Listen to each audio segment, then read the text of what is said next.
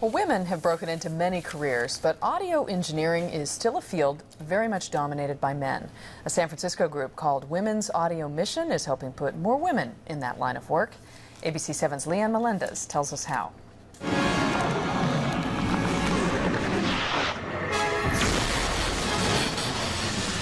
Star Wars: The Force Unleashed is among the most popular video games sold to teens and young adults.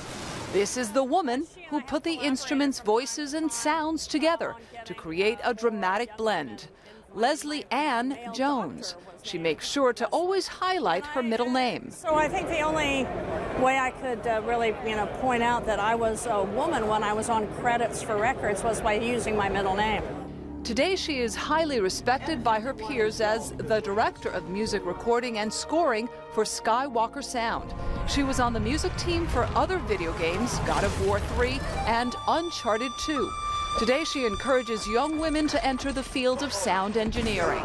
The ability to nurture the self-expression in young girls will go a long way towards seeing more women in technical roles. Look here, my dear, before I turn and run. That's what Women's Audio Mission is doing, promoting women and girls like the group The She's in the recording arts and music production. This was the only women's group attending the recent Audio Engineering Society convention at Moscone Center. 18,000 audio professionals from all over the world attended. Notice how most are men. Terry Winston founded the San Francisco-based organization in 2003. You bring the girls in at a certain age and they're like, I didn't even know you could do this. So you could actually study this? What do I do? And then we have the ability to tell them in high school what they should take. Oh, you need to take science, you need to take math, you need to take music. Through science, they learn how sound travels. And Allison is an audio engineer. Because every space is different, and outdoor is very different from indoor, and a very concrete room is going to bounce around high frequencies, especially a lot more than a carpeted or curtained room. A few years back, Women's Audio Mission helped her land a job with Grammy Award-winning performer Tracy Chapman. She did live sound production, but it hasn't always been easy trying to make it as an audio engineer. Some of the older men in the field have, I think, a bit more of an issue with it, and it's not always necessarily the fact that I'm a woman as much as I'm young and an upstart and, not known in the business. Today, 850 women from around the world get advice from Women's Audio Mission. The demand was such that the organization decided to create an online training website. We want this training. We can't get to you. Can you come to us? We couldn't afford to come to them. So we came up with the idea of offering this online. On the first day it was launched, women from 14 countries signed up.